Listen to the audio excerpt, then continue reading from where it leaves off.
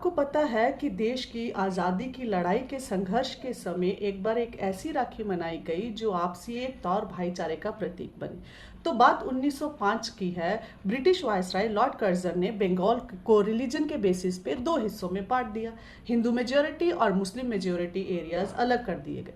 Goal simple था, divide and rule. लोग एकजुट ना हो पाए इसलिए उन्हें तोड़ो। विरोध की लहर पूरे बंगाल में फैलने लगी।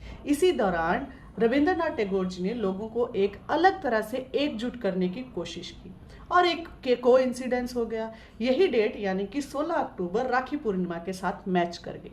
उन्होंने इस कोइंसिडेंस को एक वेपन बना दिया। उन्होंने हिंदू और मुस्लिम दोनों कम्युनिटी से अपील की कि एक दूसरे की कलाई पर पीला धागा बांधो। राखी सिर्फ भाई बहन का रिचुअल नहीं बन गई एक प्लेज, एक प्रॉमिस कि हम साथ हैं चाहे ब्रिटिश कुछ भी करे। उन्होंने राखी के धागे को भाईचारे और एकता का प्रतीक बनाया। संदेश साफ था, अंग्रेज हमें धर्म के नाम पर बांट सकते हैं लेकिन हम एक दूसरे से अपना रिश्ता नहीं तोड़ेंगे। उस दिन कोलकाता की गलियों में हिंदू और मुस्लिम साथ चले, देशभक्ति के गीत गाएं और अजनबियों तक को राखी बांधी। ये एक फैमिली फेस्टिवल से निकलकर एक पब्लिक मूवमेंट बन गई, यूनिटी का सिंबल।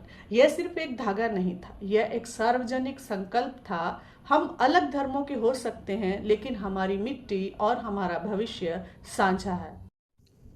कर्जन का प्लान था लोगों को तोड़ना, लेकिन टैगोर ने उसी दिन को जोड़ने का दिन बना दिया। उस धागे का मतलब बहुत बड़ा था। यह राखी खून के रिश्तों की नहीं, इंसानियत के रिश्ते की थी।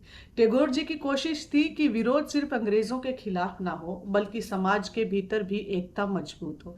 आज भी शांति निकेतन और वेस्ट बंगाल के कुछ हिस्सों में ये ट्रेडिशन जिंदा है, अभी भी आपसी भाईचारे की याद दिलाता। तो ये थी 1905 के राखी बंधन उत्सव के प्रतिरोध की एक अनोखी कहानी।